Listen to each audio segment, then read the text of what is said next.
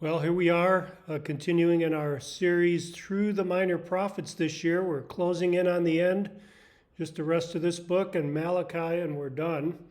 My apologies for not getting chapter 10 out in a more timely way. I thought I had queued this up and ready to go, but apparently not. So here I am recording it, and I'll get this out to you.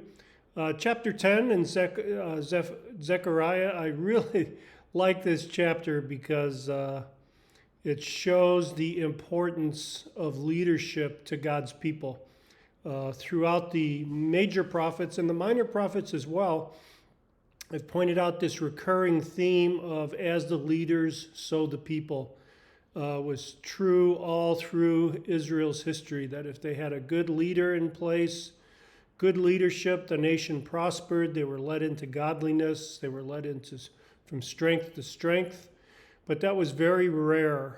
Most of the time in both the northern kingdom and the southern kingdom, there were poor leaders, poor shepherds of God's people. And we see that the impact of that in the exiles, but we also see Zechariah talking about that clearly in this chapter. So we'll get to that. I just wanted to highlight that for you. The outline here is verse 1, which is a continuation of the previous chapter. Remember, we are in this section of burdens. The first burden goes from chapter 9 to 11, so we still have one more chapter to go. The chapter ended with, or this previous chapter ended with promises of future blessing for Israel. And that theme continues in verse 1. And then when we get into verses 2 and 3, we see a warning about these false teachers and negligent shepherds. And then beginning at the end of verse 3, we see the victory of Israel depicted. And in verses 8 through 12, what I call, not what I call, but what Israel would call today Aliyah, or the return, the fulfillment of the land covenant of the people returning to the land. So let's get into the chapter. You see verses 1, ask rain from the Lord at the time of the spring rain, the Lord who makes the storm clouds, and he will give them showers of rain and vegetation in the field to each man. So this is a promise of blessing that's going to come on Israel. I think in particular what's in view here are the millennial blessings ultimately that's going to come. It's talked about in the blessings that are talked about in the book of Deuteronomy. Again, the prophets are always calling Israel back to obedience to the law. And this obedience to the law is necessary for them to be blessed. If they're disobedient, they'll be cursed. And this is the recurring message of all the prophets: return to the law and experience God's blessing, or resist him and feel his curse. Of course, in the New Testament, things change a little bit. In the Sermon on the Mount, Jesus talks about the Old Testament law, and then he substitutes, or he becomes himself the standard for obedience. You recall in, for example, chapter 5 of Matthew, you have heard that it was said, and then Jesus follows up, but I say to you. So he himself becomes the new standard for the Israel and for the church. So we see these blessings in verse 1, and then we transition in verse 2 to this warning about false teachers and negligent shepherds. It's just a verse and a half. It talks about the teraphim. These are little idols. You can think about it as little idols. Sometimes we have in our mind the kind of statues you might see in a Catholic church. But most of the time for the common people, these were little idols they had in their house, just as some people do today. Little figurines and things like that. So these are teraphim. The diviners, these are these false prophets. They tell false dreams. They comfort in vain. In other words, they bring no comfort at all. The result is at the end of verse 2, therefore the people wander like sheep and are afflicted because there is no shepherd. So the people, there's an impact to false teaching. There's an impact to trying to get comfort where no comfort is to be found. The impact is spiritual and I'd say theological wandering. We know that in the church age, Ephesians 4 charges us that God has provided gifted people to the church in order that his people may become mature and not be tossed back and forth by every wind of doctrine. So rather than be like wandering sheep, he's got a better plan for us, which we'll see here. Verse 3 is God's reaction. His anger is kindled against the shepherds. So God is not ignorant about what's going on. He's not complacent. His anger is kindled. He's going to punish the male goats, that is the leaders of the flock. If you can imagine goats being the leaders of the flock, he's going to punish them. God is going to bring judgment on them. Sometimes it's immediate. We saw that in the history of Israel, that there was often immediate judgment on them. We see that in the church as well. We see judgment coming upon the church. We see, for example, in 1 Timothy and 2 Timothy, Paul calling out false teachers and warning against them.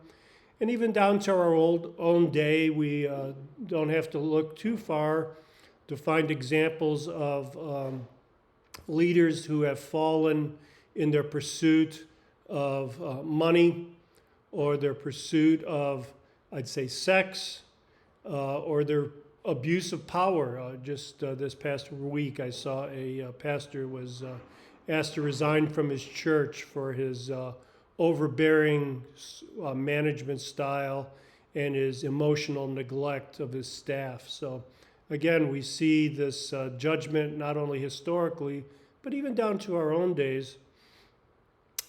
He's going to punish the male goats. It says at the end of verse 3, the Lord of hosts has visited his flock, the house of Judah, just in case you're wondering, and will make them like his majestic horse in battle. Oh, gosh, I really love this at the end of verse 3.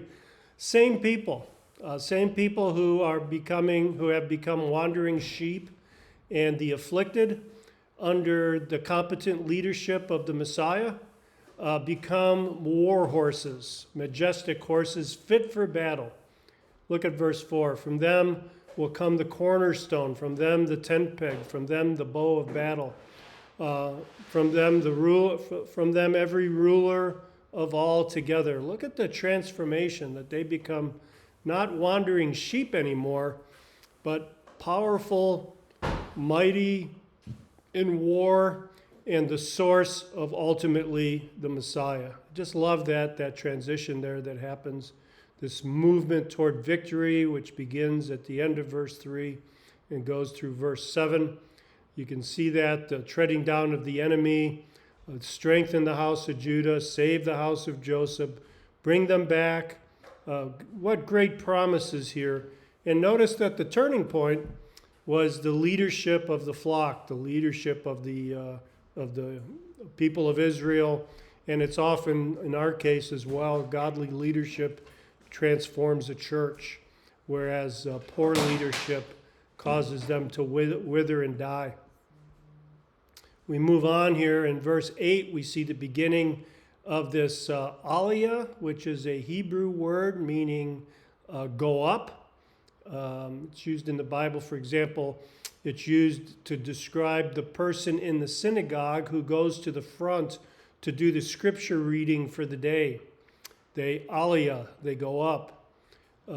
In the history of Israel, aliyah has been used for movements among God's people to return to the land. I think there's been 5 or 6 periods of aliyah that are listed. I think we're in the midst of another right now. Different topic to discuss on a different podcast, I guess, or a different video. But look in verse 8. I will whistle for them. This is the Lord. I will whistle for them to gather them together, for I have redeemed them, and they will be as numerous as they were before. Wow, what a great promise here. That Israel, who is just returning, they're in the midst of and returning from an exile. God's promising that he's going to scatter them. And what particular people is he talking about? Just the people from Babylon? the people from Assyria? No, he says, I will remember them in far countries, and they and their children will live and come back. I will bring them back from the land of Egypt, gather them from Assyria, from the land of Gilead and Lebanon, until no room is found for them. So north, south, east, and west, God is going to be gathering his people. This is looking way beyond, I think, the return of the exile from Babylon to a complete return, a return from a worldwide dispersion that they've suffered since 70 AD, and I think now since 1948 is being reversed. So this is the promise of God in verse 11 or verse 12. I will strengthen them in the Lord, and in his name they will walk, declares the Lord. So again, this great transition. And again, I just point out at the end of verse 3, the hinge, the change from being wandering sheep to being strong war horses is the leadership. It's the leadership. And God can be trusted. I'm stumbling over my words here. God can be trusted to provide the leadership that his people need. So I think that's the application for us today. God is he's reliable. He is very reliable. Even in the midst of judgment, even in the midst of chastening, that he could be relied on, that he's ultimately going to fulfill all his promises, so we can depend on him. When things look difficult from a global or even a personal level, we can choose to either have hope in the Lord or to throw up on our hands in frustration. And I pray for you, brothers and sisters, prayer for people who I minister to face in my church, prayer for myself and my own family. That as things get difficult in the world, and the Bible tells us they will get more difficult even in the church, that God's remnant people will stand out, that God's remnant people will stay firm. And you and I will be proven to be faithful followers of the Lord, no matter what sorts of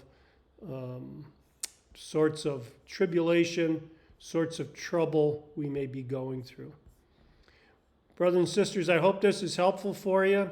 I really love chapter 10 in Zechariah.